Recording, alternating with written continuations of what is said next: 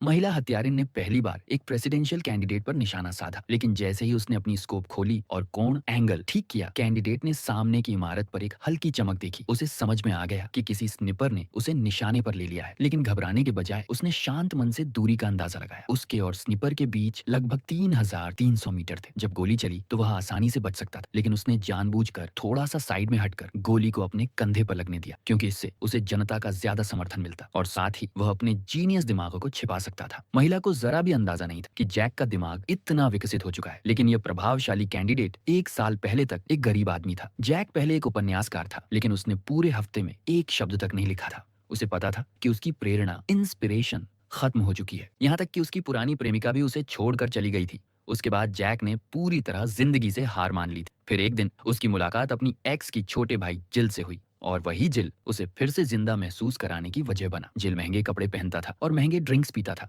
और यह सब एक पारदर्शी पिल की वजह से था जो उसकी कंपनी ने बनाई थी। शुरू में जैक को विश्वास नहीं हुआ। उसे लगा ये कोई नया इलीगल ड्रग होगा। पहले तो उसने मना कर दिया, लेकिन जब उसने सुना कि उस पिल की कीमत $8,000 है तो उसने झिझकते हुए उसे स्वीकार कर लिया। उसकी जिंदगी पहले ही पूरी तरह टूट चुकी थी, तो उसने सोचा क्यों ना इसे आजमाया जाए। उसने वह पिल निगल ली, और वही फैसला उसकी जिंदगी को हमेशा के लिए बदल गया। जैसे ही जैक अपने अपार्टमेंट लौटा, उसका लैंडलॉर्ड किराए के लिए दरवाजे पर खड़ा था। लेकिन पिल लेने के बाद जैक पूरी तरह शांत था, बल्कि वह खुद को बहुत आत्मविश्वासी महसूस कर रहा था। उसकी आंखों की पुतलियां फैलने लगी और आसपास की रोशनी और तेज दिखने लगी। वह लैंडलॉर्ड के हाथों के छोटे छोटे बाल तक देख सकता था। फिर उसने देखा कि उसके बैग में एक किताब का कोना झांक रहा था। उसने तुरंत पहचान लिया कि वह लॉ की पढ़ाई कर रही है, और अचानक उस किताब की पूरी सामग्री उसके दिमाग में भर गई। जैक ने जो कहा उससे लैंडलॉर्ड हैरान रह गई। उसने अंदाजा लगाया कि शायद वह अपनी थीसिस को लेकर परेशान है। उसने उसे बताया कि यह किताब रेफरेंस के लिए अच्छी नहीं है, क्योंकि इसे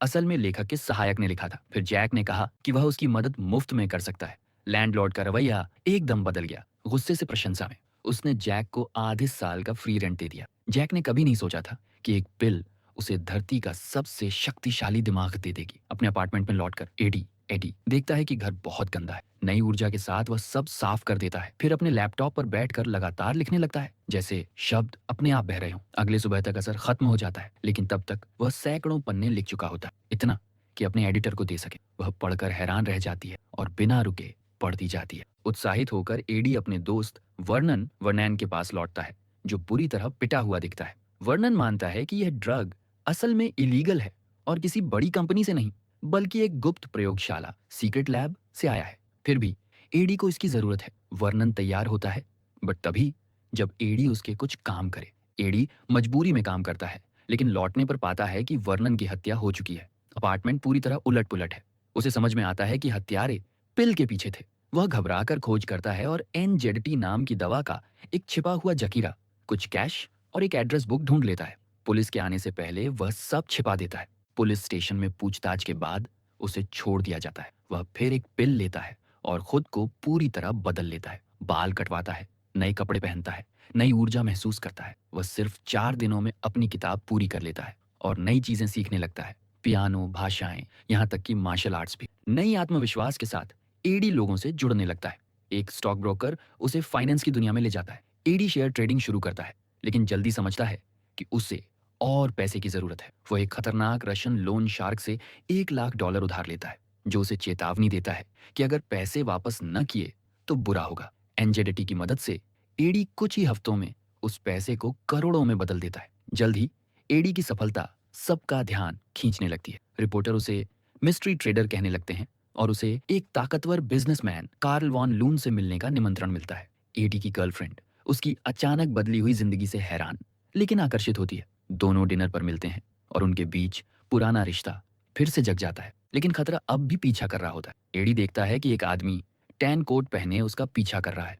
एक रात वह पूरी तरह बेहोश हो जाता है, और जब होश आता है तो उसे पिछले 18 घंटों की कोई याद नहीं होती। परेशान होकर वह सच्चाई जोड़ने की कोशिश करता है, खासकर तब जब उसे पता चलता है कि एक मॉडल की हत्या हो गई है जो शायद उसी के साथ थी। हालात बिगड़ते जाते हैं। एडी की एक्स वाइफ बताती है कि उसने भी कभी एनजेटी लिया था, लेकिन उस दवा ने उसकी जिंदगी तबाह कर दी। वह एडी को चेतावनी देती है कि इससे पहले कि देर हो जाए इसे छोड़ दें। इस बीच रशियन लोन शार्क को एडी का राज पता चल जाता है, और वह भी एनजेटी लेने लगता है, जिससे वह और खतरनाक बन जाता है। एडी की गर्लफ्रेंड भी इस अफरा तफरी में फंस जाती है। जब लोन शार्क उसका पीछा करता है। एडी के कहने पर वह पिल लेती है ताकि बच सके और अपनी बुद्धि का इस्तेमाल करके किसी तरह जान बचाती है। डर कर वह एडी से कहती है कि अब उसे एनजेटी से कोई लेना देना नहीं रखना। लेकिन एडी नहीं रुकता। वह बॉडीगार्ड्स रखता है, वॉन लोन के साथ काम करता है और कॉर्पोरेट इतिहास का सबसे बड़ा मर्जर कराता है। वह एक केमिकल को रखता है ताकि एनजेटी को दोबारा बनाया जा सके और उसके साइड इफेक्ट्स को नियंत्रित किया जा सके। लेकिन खतरे खत्म नहीं होते। टैन कोट वाला आदमी, दुश्मन बिजनेसमैन और लोन शार्क सब उस पर टूट पड़ते हैं। एक समय तो एडी लगभग हार मान लेता है और आत्महत्या करने का सोचता है, लेकिन हैरान करने वाले मोड़ में वह लोन शार्क को मार देता है और उसकी एनजेडिटी से भरी हुई खून को पीकर जिंदा बचता है। 1 साल बाद एडी अब सिर्फ लेखक नहीं रहता, वह यूएस सीनेट के लिए चुनाव लड़ रहा होता है। वह दावा करता है कि अब वह पूरी तरह एनजेटी से दूर है, लेकिन उसका दिमाग अब भी उतना तेज है जितना पिल लेने पर था। कार्ल वैन लून उसे फिर से नियंत्रित करने की कोशिश करता है और उससे अनगिनत पिल्स देने का प्रस्ताव रखता है, लेकिन एडी आत्मविश्वास से मना कर देता है, यह साबित करते हुए कि अब वह खुद अपने जीवन पर पूरी तरह नियंत्रण में है। फिल्म का अंत एडी के अपनी गर्लफ्रेंड के साथ खुश होकर खाने पर बैठने से होता है, जहां वह चीनी भाषा में फ्लुएंटली खाना ऑर्डर करता है बिना किसी पिल के। और यही है लिमिटलेस की कहानी।